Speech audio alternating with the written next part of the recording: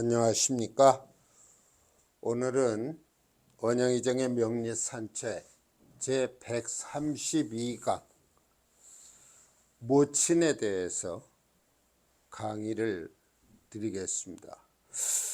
모친, 어머니라고 하면 우리가 그 한 인생이 어려서부터 태어나면서 어머니 그 몸속에 있을 때부터 지대한 영향을 받는 그러한 육친이 되겠지요.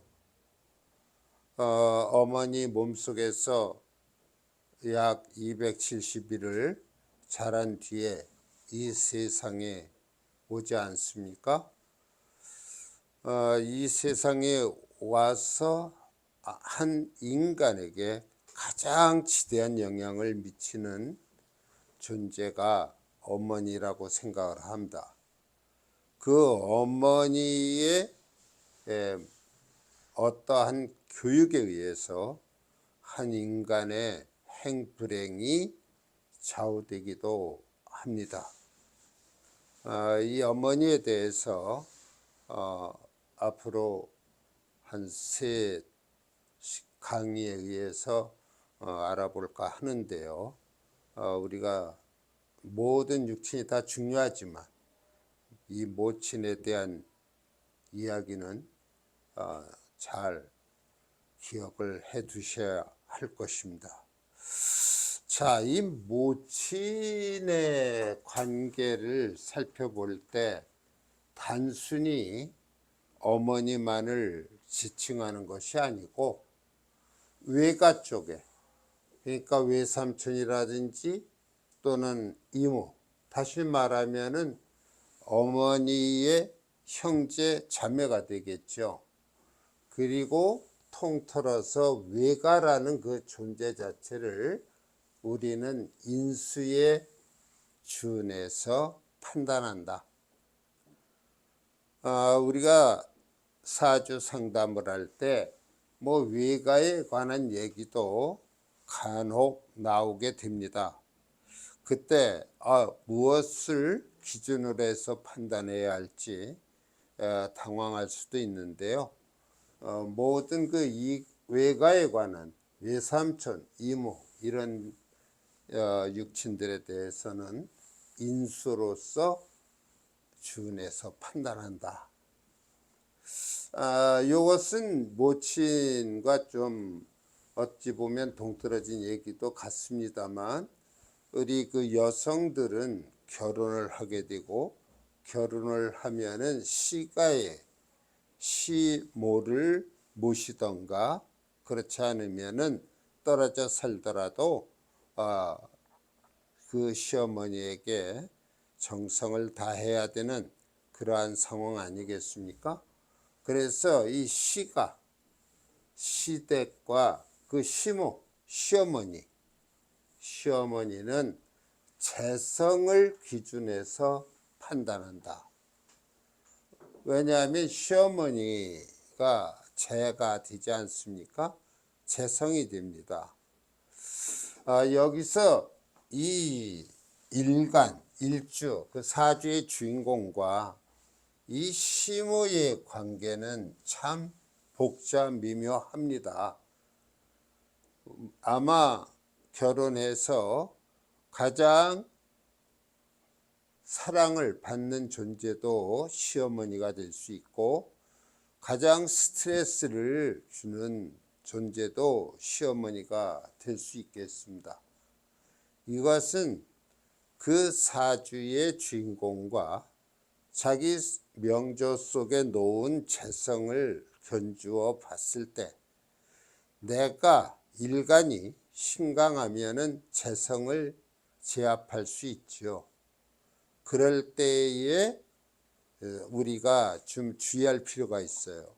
내가 재성을 시어머니를 극하는 위치에 있다고 해서 어떤 예의나 어떤 범절에 어긋나게 되면은 시어머니로부터 원망을 듣게 될 수 있습니다. 또 그 반대로 내가 신약하고 시어머니를 지칭할 수 있는 재성이 강하다면 나는 시어머니로부터 많은 구박을 받을 수도 있고 간섭을 받을 수도 있고 또한 갈등이 심화돼서 어찌 보면 시모 때문에 이혼할 수도 있는 그런 상황이 되기도 합니다.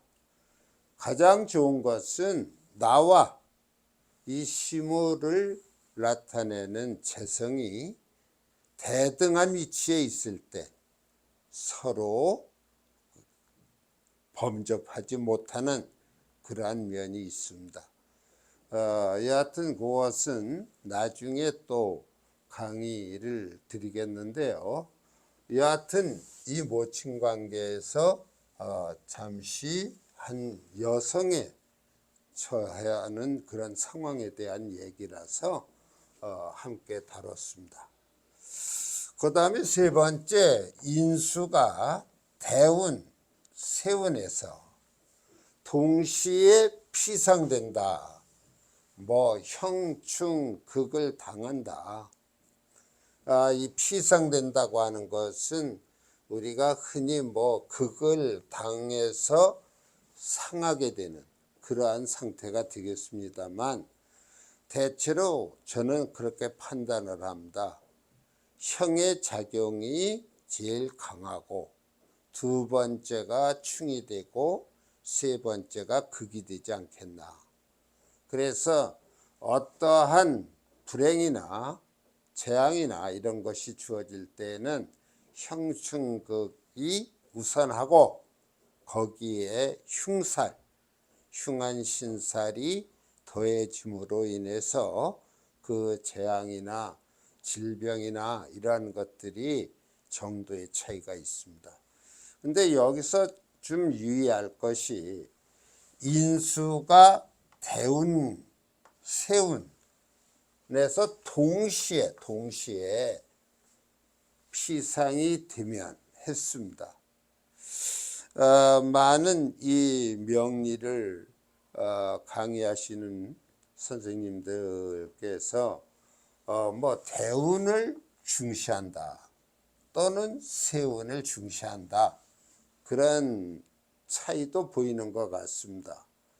근데 제 생각에는 이런 생각을 해요. 우리가 대운은 10년을 관장하는 큰 오랜 기간의 운의 흐름이라고 본다면, 세운은 1년 단위의 그런 운이 되지 않겠습니까? 이럴 때 우리가 이 세운을 갖다가 세군이라고도 해요. 임금 군자를 써서 세군이라고도 하는데, 이 세군이 1년을 장악해서 많은 작용을 하는데, 그때에 이 세군에 영향을 주는 것이 대운입니다.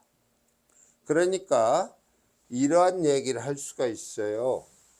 대운과 세운이 있을 때 대운이 좋다, 세운도 좋다, 그럼 저는 대길하다 그렇게 판단을 합니다.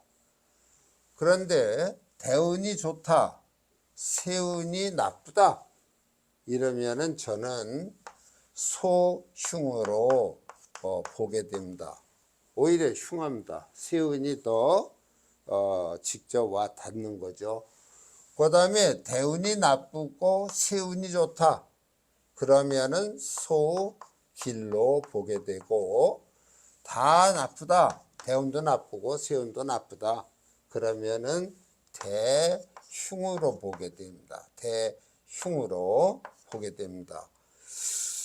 그래서 이러한 기준으로 놓고 본다면 인수가 대운 세운에서 동시에 피상을 하게 되면 해당 년에 그 세운이 작동하는 해당 년에 모친이 사망할 수도 있고 재난을 겪을 수도 있고 질병이 발생할 수도 있다. 그런데 사망은 그렇더라도 재난 질병이 가볍지 않습니다. 그러니까 이 대운세운을 반드시 살펴서 그 인수가 어떠한 환경에 처해 있는가를 우리가 살펴야 되겠습니다. 그러면은 이 모친에 관한 얘기를 이제 유형별로 한번 살펴보고자 합니다. 인수가 장생궁, 흔히 생궁이라고 하죠. 장생궁에 놓여 있거나 또는 득국을 뿌리로 삼고 있다. 그러면은 모친은 장수하거나 현숙함을 지니게 된다. 그러니까 가장 좋은 그러한 인수의 모습을 엿볼 수 있는 내용이 되겠습니다. 여기 병화일주가 인월에 태어났어요. 그런데 이 월주 자체가 이 병화의 인수로서 간여지동이 되어 있습니다. 그 다음에 여기에 이 병화의 관이 전부 이 인수를 생해주고 있네요. 그러니까 이 어머니라는 존재는 간목의 입장에서 인이라고 하는 것, 갑인, 아주 간여지동이 돼서 인수가 건강합니다. 그 다음에 여기 인의 합을 이루어서 국을 형성하고 있어요. 그럼 병화의 세력이 이러한 계해라고 하는 관이 있어도 전혀 두려울 바가 없습니다. 여기 인수가 통관을 시켜줘서 이 병화의 세력은 이와 같은 세력을 형성하게 되고, 그 다음에 여기에는 진요합이 되고 여기 정화, 겁재가 있습니다만 이것은 금으로서 재로서 작용이 될 것입니다. 이렇게 될 때 이 병화는 이 수운도 나쁘지 않고 그 다음에 이 금운도 나쁘지 않습니다. 다만 이제 여기서 우리가 좀 유의할 것은 월지 요 인이 요 무신대운의 신과 인신충을 하게 돼요. 인신충이 성립을 하고 그 다음에 이렇게 인과 신이 있게 되면 사라고 하는 것이 끼어들기 쉽습니다. 그러면 인사신 사명이 놓이게 되고 그 다음에 인신충이 역마지살충입니다. 그래서 충이 있게 되고 하는데 이러한 역마지살충이 있을 때에는 우리가 교통사고를 조심해야 되거든요. 어떤 이동 중에 사고를 당할 수 있다. 그래서 여기가 아마 이 명조의 인수가 고비가 되지 않겠나 그렇게 보겠습니다. 형충 이러한 것들이 걸렸고 그 다음에 천간상으로 봐도 극이 놓여 있습니다. 이러한 모습을 통해서 모친이 이러한 삶을 살았겠구나 라고 우리는 감을 잡을 수 있는 것이죠. 여하튼 이 명주에서는 이러한 관의 작용을 인수가 순화시켜서 일간을 생해주는 그러한 명조가 됩니다. 그 다음 세 번째로 월주의 인수가 월주라고 하는 것은 부모의 자리입니다. 그래서 월주를 부모궁 또는 형제 자매궁 이렇게 우리가 월주를 보게 되는데요. 이때 우리가 모친에 관한 얘기를 하고 있으니까 월주의 인수가 왕하면 부모의 덕이 있다 그랬습니다. 그러니까 인수가 튼튼하다는 얘기예요. 여기에 사주를 보면 계수의 일간이 6월에 태어났습니다. 그런데 여기 월주를 보니까 금생수 하는 인수가 아주 간여지동으로서 튼튼하고요. 그 다음에 여기 유축 이러한 국도 형성하고 있습니다. 이럴 때 이 계수의 입장에서 이 신유라고 하는 이러한 인수가 없다고 가정을 하면 이 계수는 지극히 신약할 수밖에 없어요. 그리고 설계되는 갑인이 있고 그 다음에 무게합되고 추고 기문간이 걸리고 해서 인수가 없으면 아주 명조가 불길한 그런 징조를 드러냅니다. 그래서 이 사주에서는 가장 긍정적인 역할을 하는 것이 이 인수라고 보시면 돼요. 이 인수에 그럼 덕이 있는 것이죠. 이 사주를 잠깐 비틀어 보면 특수격에서 형합격이라는 걸 배우셨을 겁니다. 계수일주가 갑인시를 놓았을 때 그때 진격이 있고 비진격이 있는데 이거는 계축일주가 갑인시를 놓은 것은 비진격에 해당됩니다. 굉장히 위험이 따르는 그러한 명조가 되네요. 역시 이 사주도 대운을 이렇게 쭉 보니까 여기 정묘대운에 정화가 신금을 화극금하고 지지에서 묘유충이 일어납니다. 아마 이때가 또 이 명조에 어떤 재난이나 심하면 사망에 이르는 그런 운이 되지 않는가 그렇게 생각이 드네요. 자, 이와 같이 오늘 이 시간에는 모친 관계의 두 가지 면을 설명을 드렸어요. 모친이 장생궁 또는 득국하면 장수한다, 현숙하시다.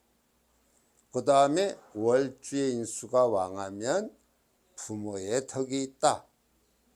이런 인수에 대한 공부, 이것은 우리 한 인간의 태어나기 전서부터 태어난 후에도 그 어머니가 돌아가시기 전까지는 항상 자식을 위해서 애를 쓰시는 그런 존재 아니겠습니까?